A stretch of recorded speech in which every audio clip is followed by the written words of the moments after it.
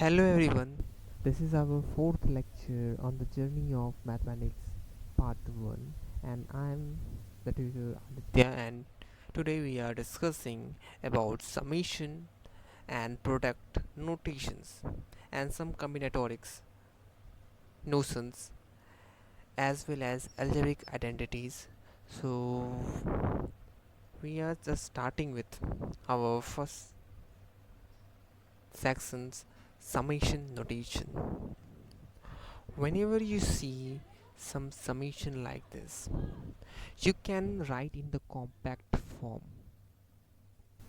You can write in the compact form like when you have e sub 0 plus e sub 1 plus e sub 2 plus so on up to a7. You can write it like that summation of ai where I goes from 0 to n, where we can n is the upper bound and 0 is the lower bound, and we can call I is the index. We call I is the index while ai is the term. It is used in discrete mathematics and I is often either whole or natural number. Now move to the properties of summation. So the first property is linearity. When you have two terms, that's subtractable over plus or minus, so the summation is distributive over that sum. Like that you have summation from summation of cfi plus or minus d g of I, where I goes from e to b. You can split into c times. Now here we are using this properties when you have a constant. You can the constant comes out from the summation like that summation of c ai where I goes from 1 to n. You can write it like that c times summation of ai where I goes from 1 to n, where when c is constant. So this is the corollary of that property. When you have c, it means that c is add up to n times, so you get cn. So we have used that property here. We have used that property here to show that thing. So you can distribute summation over the sum, so you get c times summation of f of I, where I goes from a to b plus or minus d times summation g of I, where I goes from e to b. Now move to the distributive property. Before we discuss distributive property, I think like first we know about some splitting of summation. So whenever you have summation where ai goes from ai where I goes from 1 to n, you can split into two summations. For where summation of ai where I goes from 1 to m plus summation of ai where I goes from m plus 1 to n when m is less than equal to n or greater than 1. So you can split into two sums, and that's quite obvious. You can verify it on. Now move to index shifting. This is also trivial. Index shifting, changing the summation index, does not alter the sum. Now you are shifting the index. But there is a caution. in index shifting. We can use this for only for infinite summation, not generally it's true. And we use that technique more on generating function. Oh yeah. Now let's talk about nested summation. Whenever you see two summation like that, summation I summation I goes from A to B, summation J summation where J goes from C to D, or f of I comma Z, where outer sum interact. Here you can see that the outer sum interact over I from A to B for each I, the inner interact over C to D. The terms Fi J depends on both indices. So that's is the nested summation. Whenever you have see that two summation are interlinked or depends on each other, that's is nested summation. Or you can also see that it does not depends on each other. So how to compute that thing? Let's say you have to compute this summation of I plus j, where j goes from 1 to 3 and I goes from 1 to 2. So you first fixed one variable. Let's say the first I have to compute from j to 1. So first I am fixing one variables like I, and then iterate over 1 to 3. So I plus 1, I plus 1, I plus 2, I plus 3. And next I will do I plus 1 like that, I plus 1, I plus 2,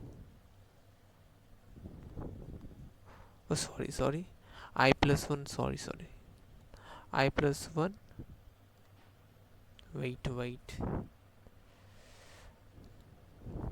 I plus 1, I plus 2,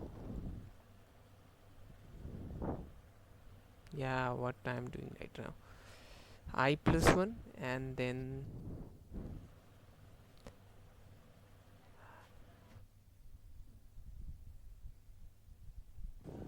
okay, so sorry for that confusion. So first we are fixing any one variable.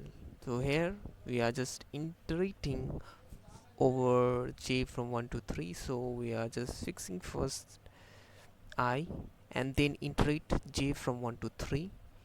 So let's say suppose we have fixed, so we can write it like that, I plus 1 plus I plus 2 plus I plus 3, and then you iterate over 1 to 2, from I to 1 to 2, and you get like that. That's simple. And then you compute, and you can also think it is like matrices. If you know that, you can some individual rows and column, and you have two ways to do that thing. And that's way you can also think in the matrix form. I have given you a hint, you can try. So now move to the properties of nested sum. So if you have there are no dependencies between indices, the order can be swapped. If you have in terms where it doesn't the terms are independent on indices, so you can swipe that order. So if you have summation where the indices has no dependencies over each other, you can swipe the order of additions. or I mean summation. So let's say that you have to sum f of I comma j, where j ranges from c to d and I ranges from a to b, and you can swipe that order, and you can first add from I a to b ranges from a to b, and then j ranges from c to d. In that way you can do that thing when there is no dependencies over the indices. But we should be careful about dependent limits. If the inner summation limit depends on outer index, the swapping require adjusting limits. So we need special techniques for that, and depends on how we master that thing. So there is no general way to deal with dependent limits. We will see after when we solve the problems, and we will use that techniques. Now it is about separation of sum. It is same. It is also for only for dependent. Sorry, what I'm saying. It's also only works for independent indices. Yeah, and also you can distribute double summation over addition. Now move to the conditional summation. A conditional summation restricts the sum terms include the sum based on logical condition, where you see that index are defined as some condition. So use shy conditions which equals to 1 if the condition holds 0 and otherwise. Summation of psi where I even times I is equal to 30, I ranges from 1 to 10. So that summation tells that you have to add only the even numbers that between 1 to 10, and that is a conditional summation. Now move to some common conditions.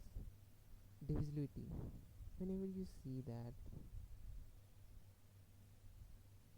so whenever you see that summation of I where 3 divides I, and that's, so you have to just write the multiples of 3.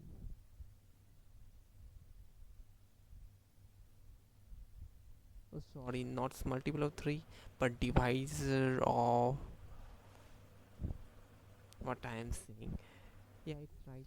It is summation sum of multiples of 3. But when you see like that, when summation of I where I divides some n, it means that you have to find the sum of the divisor of n, and similarly there is some inequalities condition and logical combination, these things, and there are many more. You can use that thing, and we have seen that this is also distributive over addition. We can exchange explicit condition sum into implicit summation without any constraint. Like you have to add only even, you can use that member set member and mix that thing. See, that's also valid. Now move to the product notation definition. Mm, product of AI where I goes from m to n So here we say that n is the upper bound, where m is the lower bound, index is I, and term is AI. So here are some properties. Whenever you see, this is the property of empty product. Summation AI, sorry, product AI, where I goes from A to B if B is less than A. So that is equals to 1. That is empty product. It is defined by convention, so there is nothing to worry about that thing. For just for multiplicative identity, I think now move to the constant factors. Whenever you see the constant, you can pick it out on the outside and raise to that power of the upper bound. Now since we have to see that product C times A sub I, where I goes from 1 to n, is equal to C to the power n times product of A sub I goes from 1 to n, and that's it. And you can verify as it own, just write that summation in the whole whole expression, sorry, write the product into whole expression, and then take the common factors, and you get that thing. And there is another logarithmic conversion. This is, so this tells that whenever you see something in the product, you can write in summation. And we have discussed this property in previous lectures, and this is quite easy to deduce that thing. We can use induction to verify. I haven't taught that thing, but whenever I will teach you, you can verify that thing. Unlike summation, product do not distribute over addition. Yeah, but it distribute over multiplication. Geometric product. Okay, so this is geometric product. Yeah, it means that you have, and you can verify this on nested product, same like as we have seen in summation, nested summation. Yeah, where the outer product iterates over index I from A to B. Yeah, and for each I the inner iterate over Ci to Di, which may depend on I. The term Fij depends on both indices. Yeah. So for each I, so we are fixing first I and then iterate j from 1 to 3, and later we iterate I from 1 to 2, and you get the product. Properties continued. Order of multiplication.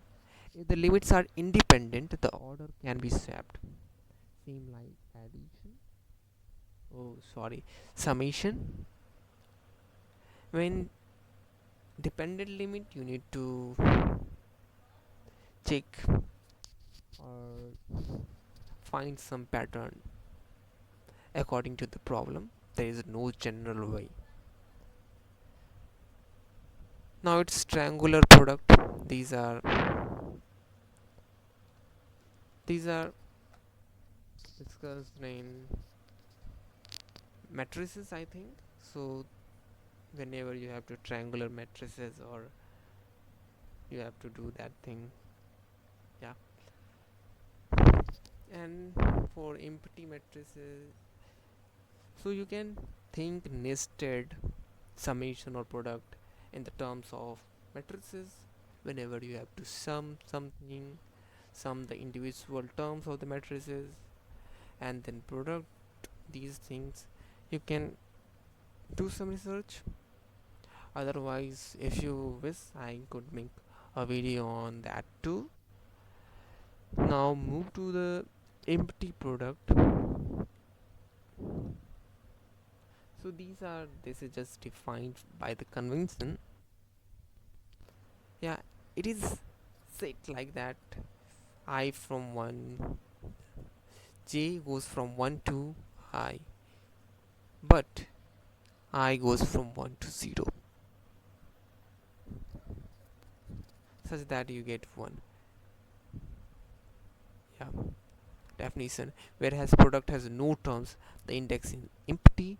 This convention ensures consistency in the formula and serves a multiplicative identity. Now move to the next section, that is factorial. As we have discussed factorial in few lectures, so we are quite familiar with the terms, and you can here we have just written in the terms of product. Now this 0 factorial is 1 by definition, and n factorial is equal to n times n minus 1 factorial, that is interactive product form. If you have factorial x factorial and y factorials are equal, then x comma y belongs to this. You can verify this on either you get x is equal to y, or uh, you get 0 or 1. Now n factorial ends in 0 for all n greater than 1. The reason is that 5 factorial is equal to 120, I think. Yeah, so you get after every multiplication after 5 you get 0, because to get 0 you need two factors, first factor of 2 and second factor of 5, and the first factor of 2 is already present and you just need 5, and then so it's in 0. Factorial grows faster than exponential. That's quite interesting thing. I don't have enough knowledge to explain you that thing. Yeah, but we can think about on that too when we deal with analysis. Negative numbers and non-integers do not have factorials. So we have defined factorials up to integers. I mean only for positive integers. However, we can define it up to negative numbers and non-negative integers. So there is a special function called gamma functions, generalize factorial to complex number. So that's for another thing, but we are just here for constraining ourselves up to natural number, and that's we are fine. Now move to the permutation and combination. So this section is little bit about combinatorics. So what do you think about what permutation mean to you? You can think like that permutation is number of ways to arrange distinct object around R boxes. It means that permutation means arrangement with order. Yeah. So you can think that you have n objects and there are R boxes. You have to arrange in such a way that their such a way that there doesn't exist any repetition of in arrangement. So it has n choices, it has n minus 1 choices, and so on, and that gives up to that formula. Now combination is like grouping. A combination of object is merely a selection from given object. A combination is just a set. Order doesn't matter. So here we are doing arrangement without order. Simply we can say that. So n choose r, or simply this is the notation of n choose r.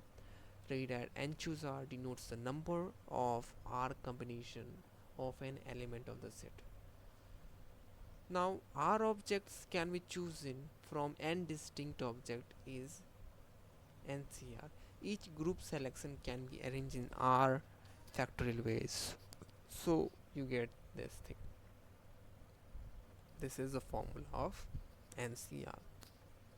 And here are some basic properties to really makes your manipulation easy or fast. So I think I take some time and memorize memorize these things, derive derive this thing, and do it your own. So there is nothing to explain here because these are just algebraic manipulations. Yeah. So one thing I want to explain that thing. So to understand this, we need to see that formula. NCR is equal to NC. Oh, sorry. N choose R is equal to N choose N minus R. So you can think like that. Some, whenever you have N choose R, where R goes from 0 to N, you can think of this like that. N, let's suppose N is odd. So you can pair N minus 1 terms. Oh, sorry. N minus 1 by 2 terms, and you get,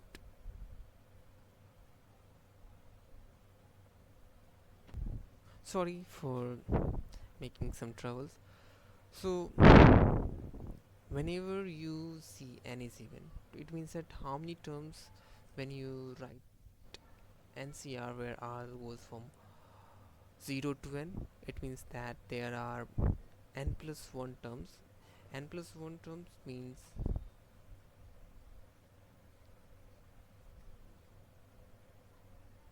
n plus 1 terms means you you can combine NCR, oh, sorry, N choose R and N choose N minus R, and you get n by 2, sorry, n by 2 terms seen.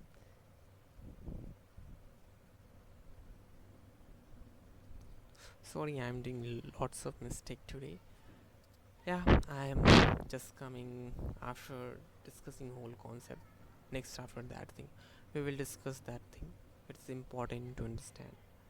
So start with that next topic: permutation of objects when not all objects are distinct. So we are permutating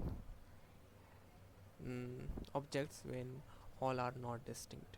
So let n one objects are of type A1, n sub 2 objects are of type A sub 2, and n sub k objects are type of A sub k, with n1 plus n2 plus with n1 plus n2 plus so on up to n sub k is equal to n. So you can think like that there are n boxes, you have to place n1 places out of n places to arrange them n1 copies of AI. Then this can be done in n choose n sub 1 ways, and there is only one ways to arrange them. Since they are identical, now select n choose places out of remaining n minus 1 places, and you can done in that way, and so on, and you get the formula for permutation of objects when not all objects are distinct. So these two are foundation for understanding binomial theorem and multinomial theorem.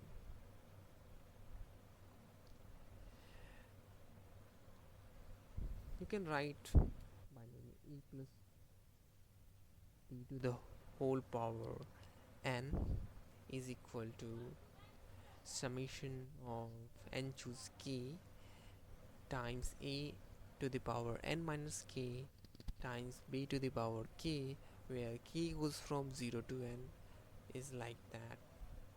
So this is the summation, expanded form of that binomial n choose 0 a naught a to the power n plus n choose 1 times a to the power n minus 1 times b plus and so on up to n choose n times b to the power n.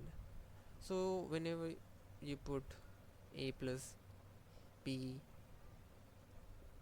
okay, I think you can guess that thing easily.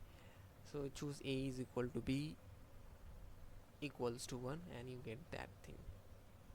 Yeah, so this is the formula, just we are using that binomial theorem, and you get that thing. Or this, I don't need to recite those things, you have to learn or write or revise those things or derive and then use in the formulas, or or I think try to solve how much problem you could solve using that identity. These are basic for any algebraic manipulation. Generalized binomial theorem. Yeah, so we have generalized that binomial theorem that for any real or complex value of r. So here we have just used convergence x mod x less than 1, the series converges. So that is for, I don't think it is important for now, so let's keep that binomial theorem keep in your mind, because later we will discuss generalized binomial theorem. Now move to the some standard summation formula. You have to memorize these things too, right? You have to add 1 to n, and you can add like that. K is equals to n times n plus 1 by 2. Yeah, if you want some good explanation about these, you can check math logger video on summations. You can check from that thing to find any powers, and sum of any powers m belongs to natural number. So we are using that identities to evaluate that thing. Now, sorry, evaluate that thing. Let n be the sequence. If a sub k is equal to v sub k minus 1, then you can add this. So telescoping sum means that the terms cancels and you get the desired result. maybe the first or last term remains, maybe the first or second last term remains. Yeah, it happens. So it depends on the how the questions are formed. A sum of the form f k plus 1.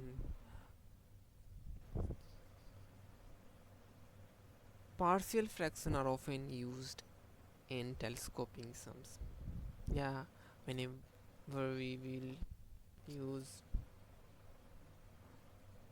some summations, I think in many problems we see that partial fractions are quite easy to make in telescoping index, like that. So so such that the terms cancel out. Yeah, it's not always useful, but sometimes it is useful. Whenever you solve the problem, you will know that thing. So one suggestion I will say that for partial fraction, whenever you see something in the fraction, so the first thing that comes into your mind, that's use of partial fraction. Yeah, if it is complicated, if you can guess the telescopic index, that's so. Here I have shown how to find the summation of cube, and this is just a telescopic sum. Yeah, and you read that thing. See, this is also Newton's identity. Yeah, and later we will see these things. Now I'm just skipping that thing because I don't think it is written there to explain that one. You could try that thing. Now move to the geometric series. Yeah, this is also formula,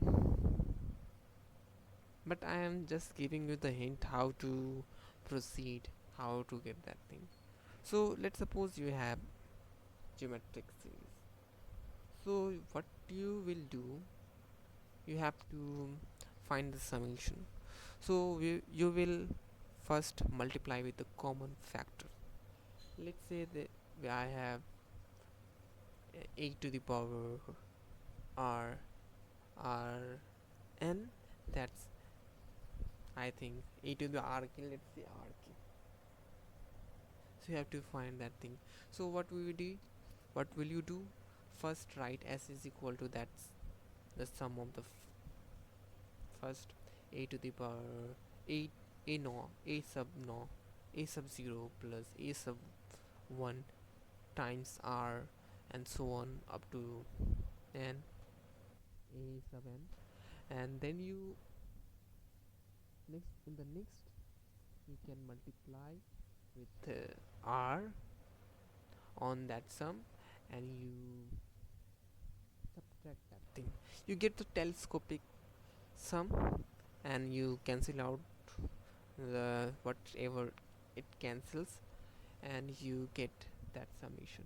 You get s times r minus 1 is equals to a times r to the power n plus 1 minus 1, and you get that thing. And we that's where that's equation valid for all r. But when you are making in the question form, we should careful about r does not equals to 1. So let's move on the progression definition. Arithmetic progression, when you have a progression increased by common difference, so that's the general formula, a plus n minus 1. Yeah, this is a summation, and to find that summation you can write first s is equal to a plus t, a plus 2d, a plus n minus 1d, and then you write the whole sum into backward, like in a, on just below you can write a plus n minus 1d, and then a plus n minus 2d, and so on up to a naught. You get that, you find that this thing happens, that you get n times 2a plus n minus 1d is equals to 2s. That's the sum represent, and you get that thing, the first or last. Yeah, geometric series, geometric progression I have explained, and this is the series formula, I explained that too. So harmonic, a sequence in which satisfy the sequence. So whenever you have sequence a n, if 1 by n are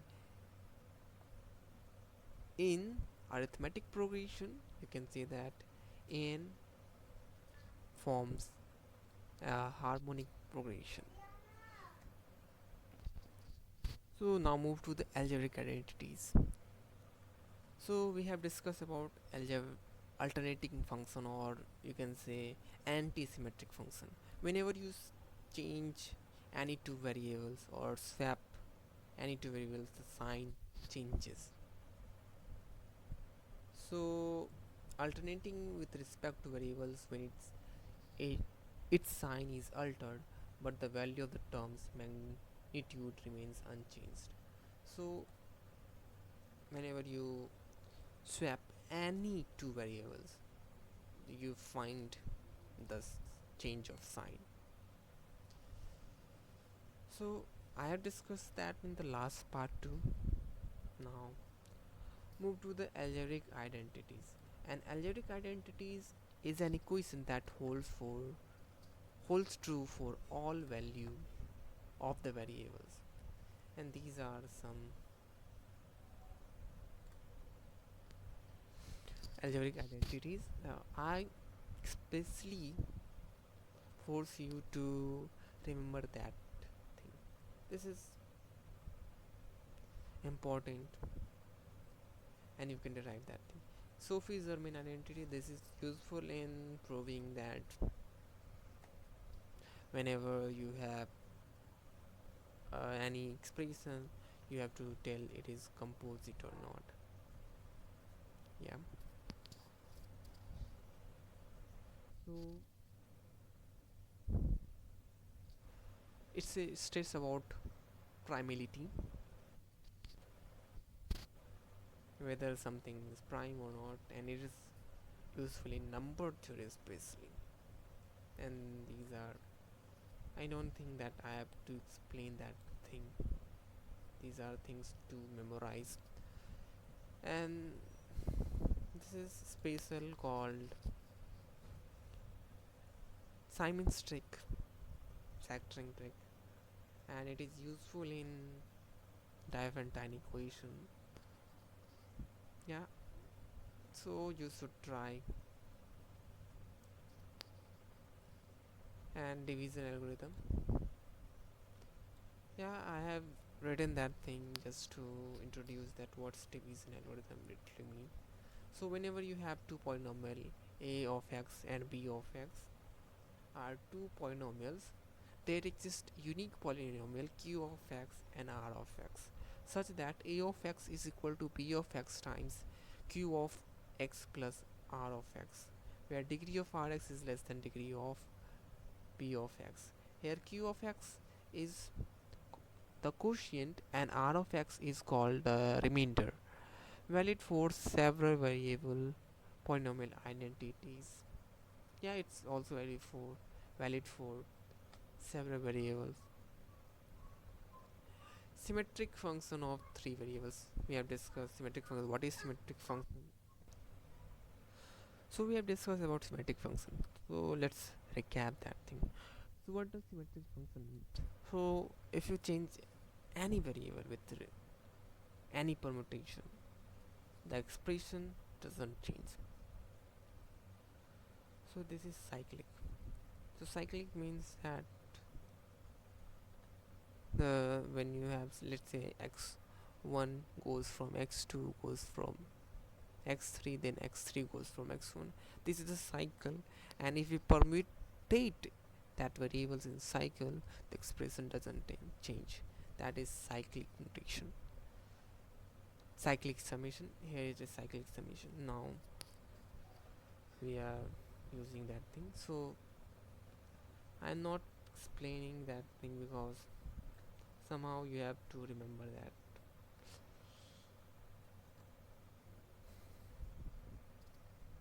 So I especially focus on remembering that basic beautiful identity summation, symmetric summation of a cube minus 3abc is equals to that.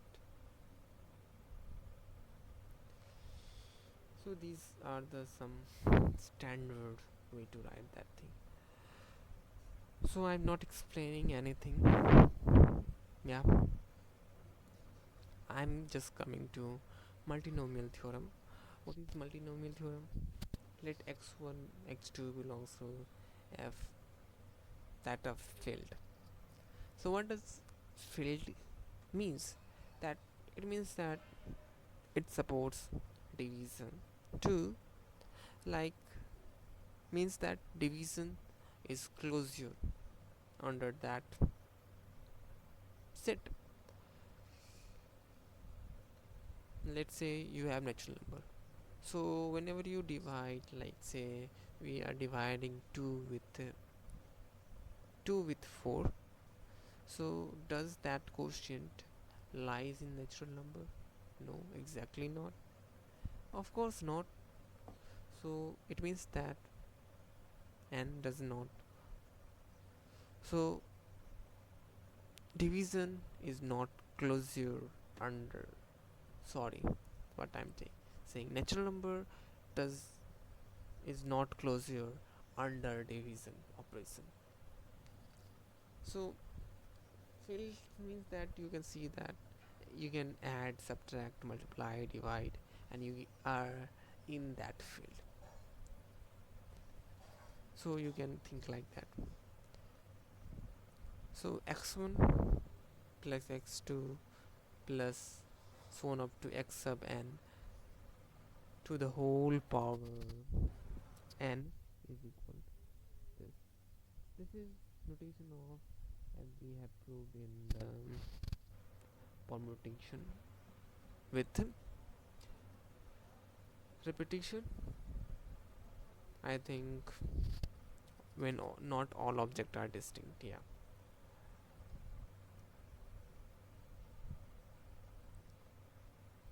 So there is very nice way to see that thing. So you have some x sub 1 to the power k1, x sub 2 to the power k2, and so on up to x sub m to the power km, and you are just now see whenever you have permutating x1 k1 k2 and so on up to km, where this sum equals to n k1 plus k2 plus kn is equals to n. Yeah, it is here. You get distinct,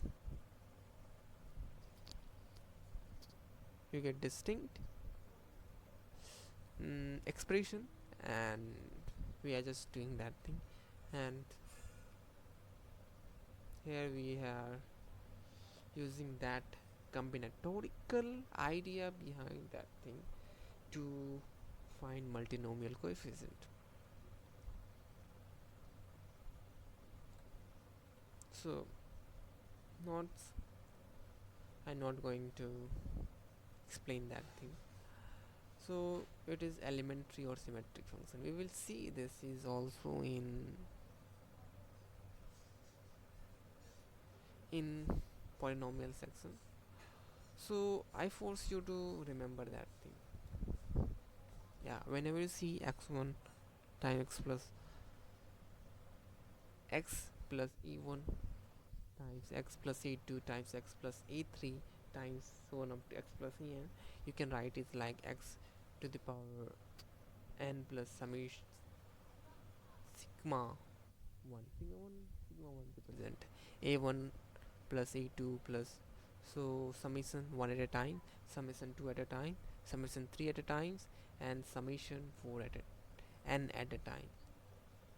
So you can think of it like that, because it is highly useful in polynomial section.